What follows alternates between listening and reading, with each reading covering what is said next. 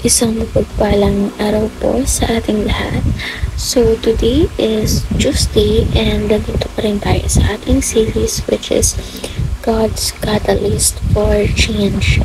So, again, a catalyst is an agent of change. So, our topic for today is when there is God provision, when there is vision, there is a provision.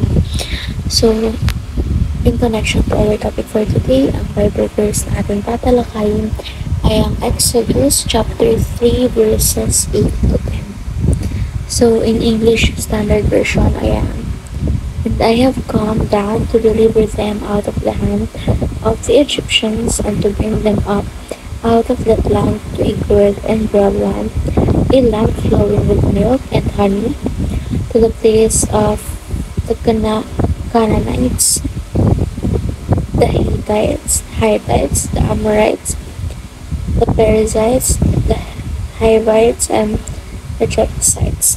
And now, behold, the cry of the people of Israel has come to me, and I have also seen the oppression with which the Egyptians oppressed them. Come, I will send you to Pharaoh, that you may bring my people, the children of Israel, out of Egypt. So, in Filipino translation naman, kaya't bumaba ako upang sila iligtas, ilabas sa Ehipto at ihatid sa lupaing mainam, malawak, mayaman at sagana sa lahat ng bagay. Ito'y ang lupain ng mga Canaaneo, Hitteo, Amoreo, Perizzieo, Hivita at Jebuseo. Naririnig ko nga ang pagdaing ng aking bayan at nakikita ko ang mga aping ginagawa sa kanila ng mga Ehipto. Kaya pupuntahin kita sa Faraon upang labas mo sa Ehipto ang aking bayan, Israel. So, ito yung kumbaga, na-vision or nakikita ni God na pinapahirapan nga or inaapi yung kanyang bayan, di ba? So, ano bang connection nito sa topic natin for today? So, ang topic natin is when there is vision, there is provision. So, in this verse, na-vision ni God yung mga api na ginagawa sa bayan niya.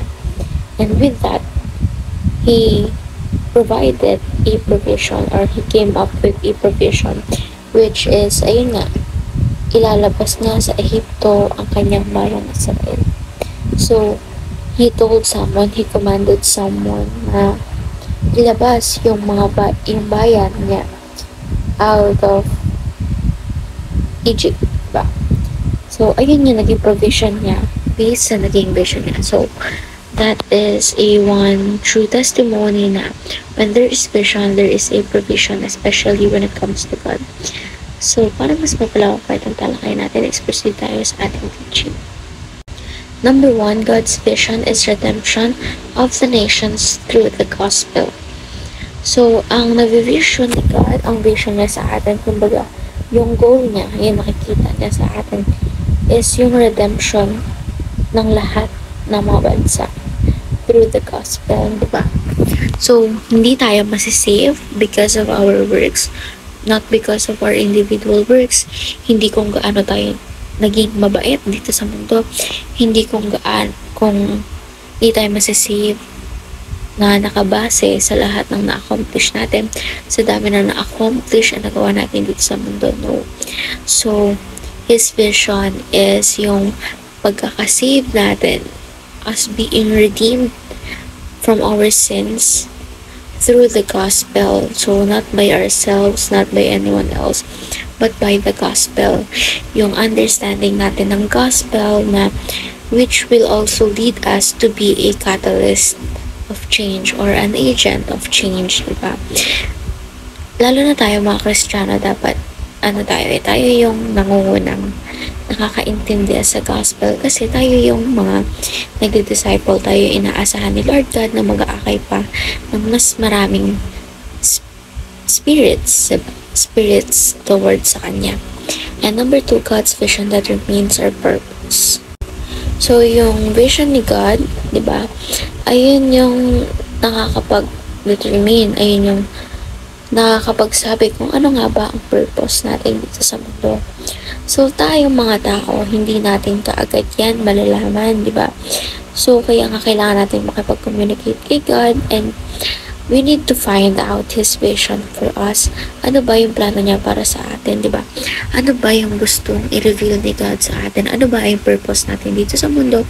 Bakit tayo nabubuhay? And bakit pa tayo sinave ni Jesus Christ? For what reason? Ano ang purpose natin dito sa mundo, di ba?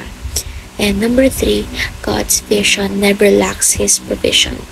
So, unlike sa tao na madalas pinapairal ang negligence kahit pa na-visualize na nila yung situation, si Lord God, once may na-vision siya,